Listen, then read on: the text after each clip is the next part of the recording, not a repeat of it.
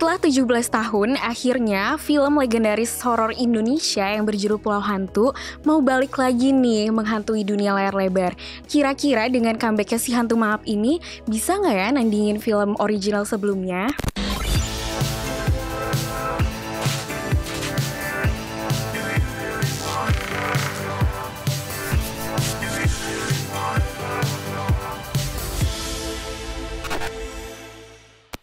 Hai Smart Viewers, welcome to Movie Freak. Kali ini bersama aku Karissa, your popcorn bestie, yang hari ini bakal nemenin kamu ngobrolin soal film-film dan film. Yes, another car lagi, tapi udah bukan Zulfikar ya guys. Dan di episode kali ini kita akan nge-review film horor yang berjudul Pulau Hantu yang disutradarai oleh Bang Pei. Nama lengkapnya Ferry Pei Irawan dan diproduksi oleh MVP Pictures nih Smart Viewers. Film Pulau Hantu ini sendiri menceritakan tentang Dara dan teman-temannya yang awalnya mereka tuh mau berlibur. Jadi mereka mau kayak farewell party gitu.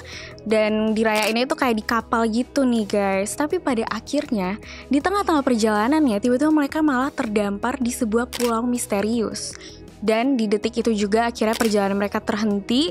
Mereka bukannya seneng-seneng, mereka malah kena teror yang mengerikan.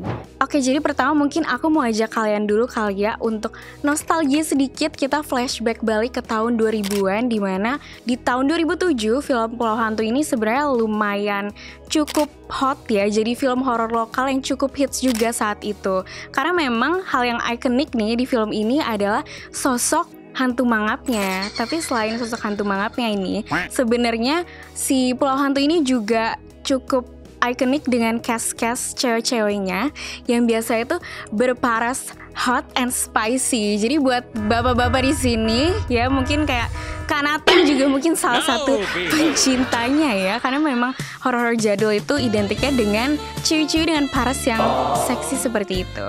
Dan di versi terbarunya ini MVP Pictures berhasil ngangkat kembali nih sosok hantu maaf ini tentunya dengan visual yang jauh lebih modern, karena mereka juga tentunya pakai teknologi yang udah semakin canggih.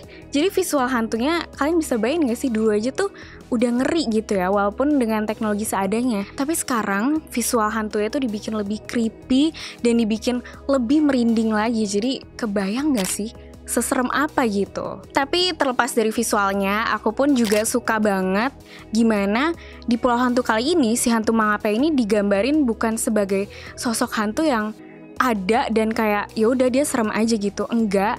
Tapi di film Pulau Hantu yang kali ini dia berhasil dieksplor karakternya, latar belakangnya. Jadi kita tuh tahu sebenarnya kenapa sih dia jadi hantu, dan itu yang bikin makin menarik nih Smart Viewers. Dan gak cuma itu ya, pemilihan castnya menurut aku di Pulau Hantu ini juga tepat banget. Mereka berhasil meranin karakter mereka dengan solid gitu ya. Dan di sini juga ada Kak Taskia Namya yang menurut aku ini MVP-nya di MVP Pictures gitu, karena actingnya itu kayak gong banget gitu. Tapi selain ada Kak Taskia Namya juga ada Kak Amanda Green. Dia tuh sebenarnya ini debut perdananya ya kebetulan di film kali ini.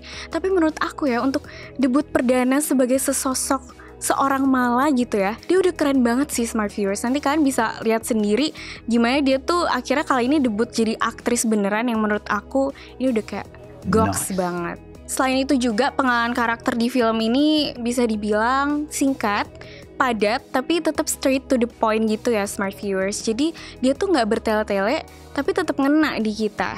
Next, satu hal yang aku cukup apresiasi juga nih dari film ini, karena mereka berhasil move on dari yang namanya horor jadul yang seksi-seksi ya, dengan adegan yang menurut aku sebenarnya gak perlu gak sih Smart Viewers ya, adegan yang mengumbar aurora-aurora itu sebenarnya. Ya kan Kak Nathan ya? Iya sebenarnya kayak nggak perlu. Nah di reboot kali ini menurut aku Pulau Hantu itu berhasil menjadi film yang lebih berkelas, lebih berkesan, punya value-nya sendiri. Karena di sini mereka tuh nggak cuma mainin cast-castnya aja, tapi mereka juga menambahkan sentuhan-sentuhan drama yang cukup emosional nih guys. Jadi ya udah gak ada lagi tuh adegan-adegan gimmick-gimmick seksi-seksi itu. Jadi mungkin buat kalian cowok-cowok yang mencari fan service sudah tidak ada ya di sini. Kita cukup fokus aja ke alur ceritanya gitu. Selain itu juga pendekatan di film ini tuh bikin kita lebih fokus sama konflik kayak gitu loh. Jadi ya kayak walaupun udah gak ada tuh ya adegan gimmick-gimmick kayak gitu, tapi kita jadi bisa lebih fokus sama konfliknya. Dan di sini kita nggak cuma ngelihat soal sekelompok sahabat yang lari-lari dari hantu, tapi kita juga bisa belajar tentang hubungan seorang ibu dan anak. Gimana baiknya hubungan dalam sebuah keluarga gitu. Jadi kayak ada sentuhan emosional yang bikin film ini jadi level up. Itulah yang aku rasa sih jadi nilai plus ya buat Reboot Pulau Hantu. Kali ini mereka gak sekedar ngasih rasa takut ke kita kayak horor pada umumnya, tapi mereka juga ngasih kita pesan-pesan moral gitu. Dan di sini yang menarik juga ya Smart Viewers, mereka tuh nambahin pesan moral dengan mengangkat isu-isu yang sekarang itu lagi hot banget, lagi relevan banget, khususnya tentang isu KDRT dan juga isu kesehatan mental yang sekarang tuh kayak apalagi Gen Z ya, kita tuh kayak setiap scroll TikTok, scroll apa pasti kan munculnya berita-berita kayak gitu. Dan mereka tuh berhasil nyelipin dua isu itu tanpa terasa dipaksakan. Jadi kayak semuanya tuh smooth, masuk ke alur ceritanya dengan cukup natural. Selain itu juga di film ini sendiri aku ngerasa hubungan antara Dara dan ibunya tuh berasa banget tersampaikan dengan baik. Bahkan aku yang nonton ya, khususnya Gen Z gitu, dengan ngelihat adegan-adegannya, dialog-dialog kayak yang ternyata cukup relatable juga dengan keseharian kita, khususnya generasi muda.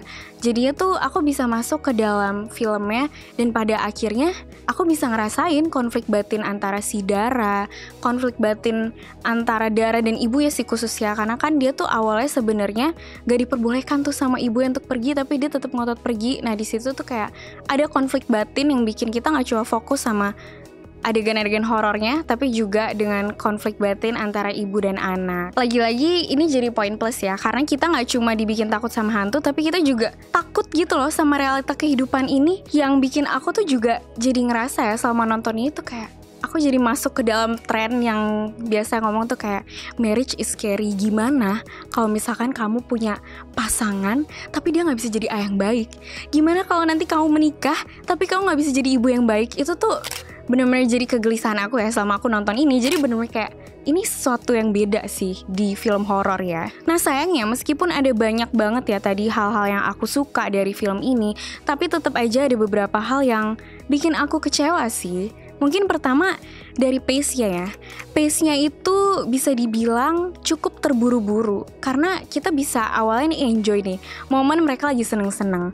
Kok tiba-tiba mereka udah terdampar, kok tiba-tiba udah sampai di klimaks yang pada akhirnya tuh kayak kita gak dapet emosional yang seharusnya kita dapetin gitu sama nonton. Dan itu rasanya cukup terburu-buru banget. Dan dibilang mengganggu atau enggak, ya jujur iya, karena aku ngerasa kayak kok sesingkat itu ya perpindahan setiap momen-momennya. Dan gak cuma itu ya, teror dan kematian-kematian yang ada di film ini juga menurut aku cukup meaningless. Yang cukup disayangkan adalah di film ini tuh kita gak bisa terlalu tahu motif dari si Mala tuh sebenarnya apa. Motif yang digambarkan itu jadi kurang bold gitu loh. Jadi selama nonton aku tuh sering mikir kayak, kok dia yang kena? Kenapa dia yang mati? Jadi kayak apa ya, rasanya tuh kayak terlalu acak aja gitu. Dan sebenarnya cerita horor ini tuh adalah good ideas ya, tapi they have a very bad, not bad, lebih ke weak execution. Jadi apa ya, ide ini tuh sebenarnya cerita horor yang bagus karena film ini berusaha bikin kita untuk bersimpati sama setannya gitu ya. Film mana yang nyuruh kita simpati sama setannya gitu, yang bikin kita mixed feelings antara kayak mau benci atau suka ya sama setan ini. Tapi ketika diceritakan, rasanya kegelisahan si setannya itu tuh gak nyampe ke kita. Cara mereka ngedeliver ke kita itu rasanya kurang tepat. Jadi akhirnya terlalu membuka ruang yang besar untuk kita nih para penonton kayak interpretasiin sendiri gitu. Jadi pada akhirnya kayak imajinasi kita ini terlalu liar untuk menjawab pertanyaan-pertanyaan yang ada di dalam film ini. Sampai pada akhirnya poin dan pesan yang mau disampaikan sama film ini tuh apa ya, nggak ada jawaban yang pasti. Jadi di akhir film kita bukannya mau mendiskusikan film ini, malah pada akhirnya tuh kita kayak, ini gue yang terlalu bodoh nggak ngerti filmnya, atau memang film ini yang nggak berhasil deliver pesannya ke kita dengan baik gitu. Jadi kita terutama di ini sih guys, kalau misalkan kalian nonton ya, malah itu mengalami perubahan mental dalam beberapa tahap. Dan menurut aku sendiri developmentnya itu mungkin sekuensnya kurang tepat ya. Jadi pada akhirnya itu kita nggak tahu jadi yang jawaban pasti itu apa, karena kita kayak pada akhirnya menduga-duga terus gitu. Ditambah ya udah setelah terjadinya konflik, aku ngerasa konklusi dari film ini kok penyelesaiannya pada akhirnya nggak ada. Kayak untuk apa diadain konflik tapi pada akhirnya konklusinya, endingnya itu gak menyelesaikan apa-apa gitu. Oke, next mungkin mari kita bahas sekarang jump scare-nya ya, karena film horor kan emang identiknya sama jump scare. Nah untuk jump scare sendiri sih mungkin kalau kalian tahu ya, awalnya tuh aku sebenarnya cukup kaget, cukup berhasil lah beberapa jump scare-nya. Tapi udah mulai ketiga kali, keempat kali, kelima kali, kok aku ngerasa ini jump scare yang tipikal bisa kalian hitung detik. Kalian tahu gak sih kalau misalkan kayak kita lagi nonton terus kayak dalam hati tuh udah tahu nih, detik ketiga gue tutup kuping, 2, 1, der, kita akan kaget. Nah gitu, selama nonton tuh aku ngalamin beberapa momen kayak gitu. Jadi cukup disayangkan sih, jump scare-nya itu bisa dibilang polanya udah kebaca banget dan akhirnya terlalu prediktif. Next ini sumpil ya, aku kembali lagi ke hal yang aku suka nih. Jujur aku suka banget sih sama cara kameranya itu ngambil shot-shot para karakternya selama mereka ada di pulau hantu. Karena dengan pengambilan angle kamera yang kayak gitu, aku ngerasa kayak dibawa masuk ke dalam pulaunya.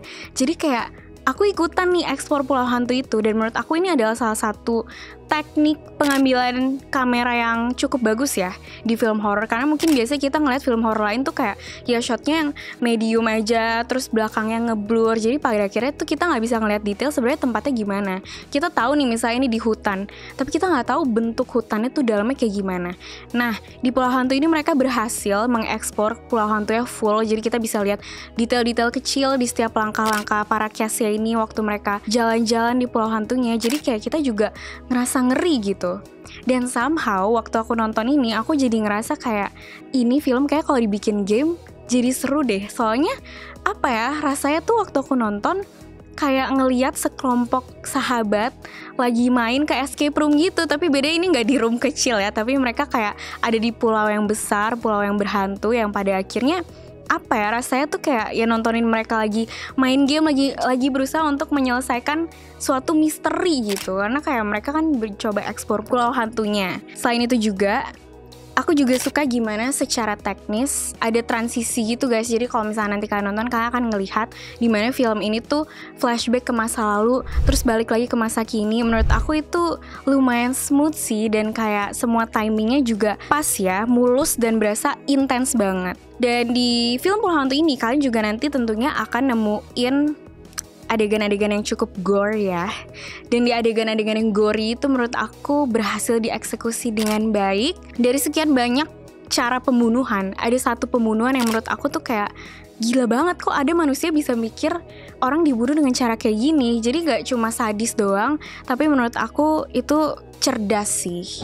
Overall menurut aku film ini punya plus poinnya sendiri sih, karena memang menurut aku ini bukan sekedar reboot yang menggunakan judul yang sama, tapi mereka berhasil elevate plot ceritanya dengan baik, ngasih value yang lebih juga. Jadi aku tetap rekomendasiin ke kalian dan aku kasih rate-nya 6 dari 10. Kurang lebih itu aja Smart Viewers. Jangan lupa untuk like, comment, dan subscribe ke YouTube channel kita di Binus TV, dan juga follow TikTok dan Instagram kita di @moviefreak.review. Follow juga ke Instagram pribadi aku di sini @karisa.a, and see you di video berikutnya. Bye Smart Viewers.